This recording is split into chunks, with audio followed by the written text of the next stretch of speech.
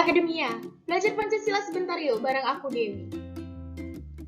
Oke Akademia, pada pembelajaran pendidikan Pancasila dan kewarganegaraan kali ini kita akan membahas tentang kasus-kasus pelanggaran hak dan kewajiban asasi manusia di Indonesia. Nah, tujuan pembelajaran kali ini yaitu untuk menguraikan nilai-nilai dari tiap-tiap sila Pancasila dan Undang-Undang Dasar 1945 dalam kerangka penjaminan hak dan kewajiban asasi manusia. Nah, Akademia, setiap manusia memperoleh hak asasi manusia dan melaksanakannya merupakan hak dan tanggung jawab kita bersama. Apakah kita berasal dari keluarga miskin, keluarga kaya, berpendidikan rendah, berpendidikan tinggi, lahir normal, lahir difabel, laki-laki, perempuan, beragama Hindu, beragama Islam, suku Jawa, suku Dayak, semua sama saja, tidak ada pengecualian. Hak adalah sesuatu yang mutlak menjadi milik kita dan penggunaannya tergantung kepada kita sendiri. Contohnya, hak memeluk agama, hak mendapatkan pendidikan, dan hak menyampaikan pendapat. Hak pada umumnya didapat dengan cara diperjuangkan melalui pertanggungjawaban atas kewajiban.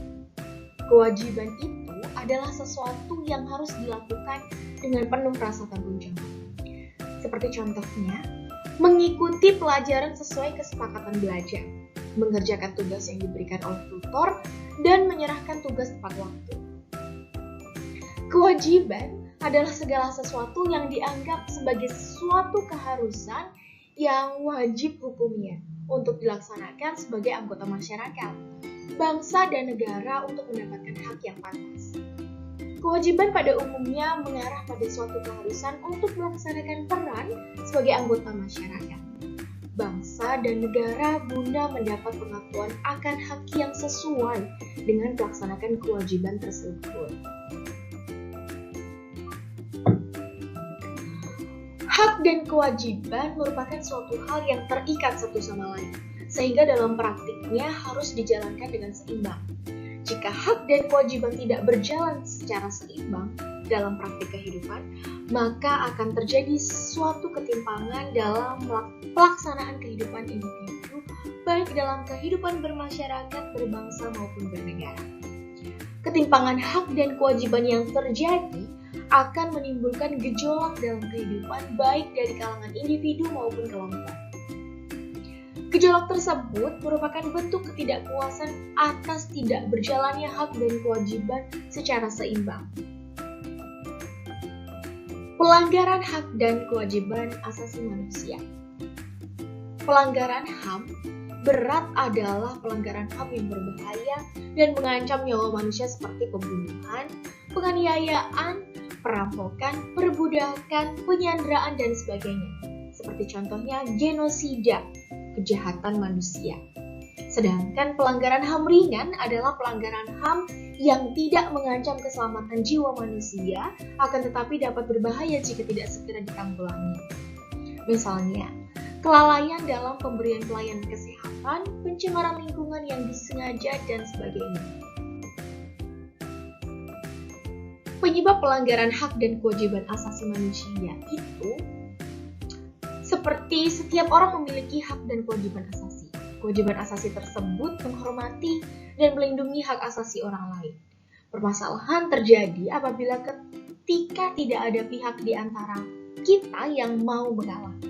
Sebagai contoh, ketika Anda sedang berkomunikasi dengan teman, kebetulan teman Anda memiliki pandangan politik yang berbeda dengan Anda. Bisa jadi, diskusi semakin memanas karena tidak mau menghargai pendapat orang lain.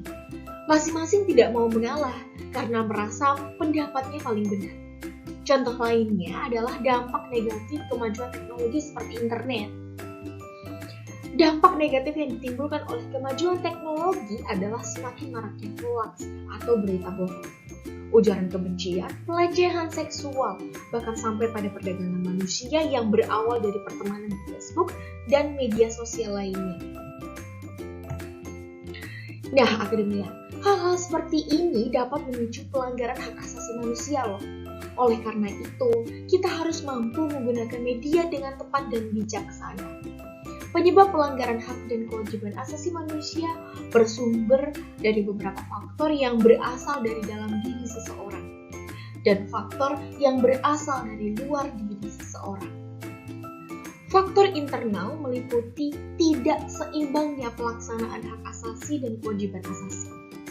Belum adanya kesepahaman dan kesamaan mengenai konsep HAM. Sikap individualisme, kurangnya kesadaran tentang HAM dan rendahnya sikap toleransi. Sedangkan faktor eksternal meliputi lemah dan kurang berfungsinya lembaga-lembaga penegak hukum, penyalahgunaan kekuasaan, penyalahgunaan kemajuan teknologi, dan juga kesenjangan sosial ekonomi. Akademia, kasus-kasus pelanggaran hak asasi manusia yang terjadi di Indonesia dalam beberapa kurun waktu terakhir ini meliputi peristiwa Tanjung Priuk, peristiwa Aceh, kasus pembunuhan Marsina, kasus penganiayaan wartawan, tragedi Trisakti dan Semanggi, dan juga kasus pembunuhan Munir.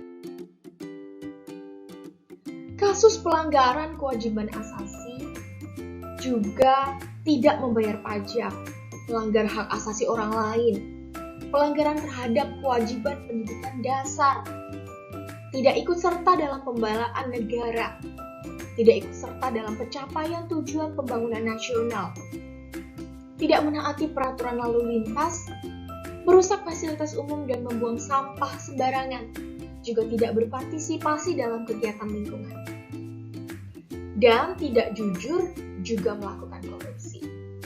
Akademia, bagaimana pembelajaran tentang hak asasi manusia kali ini? Sampai sini dulu ya pembelajaran kita. Sampai ketemu di pembelajaran selanjutnya. Jangan lupa di like, komen, dan subscribe. Jangan lupa juga di share agar semua orang tahu apa saja sih macam-macam pelanggaran hak asasi manusia yang ada di Indonesia sekarang.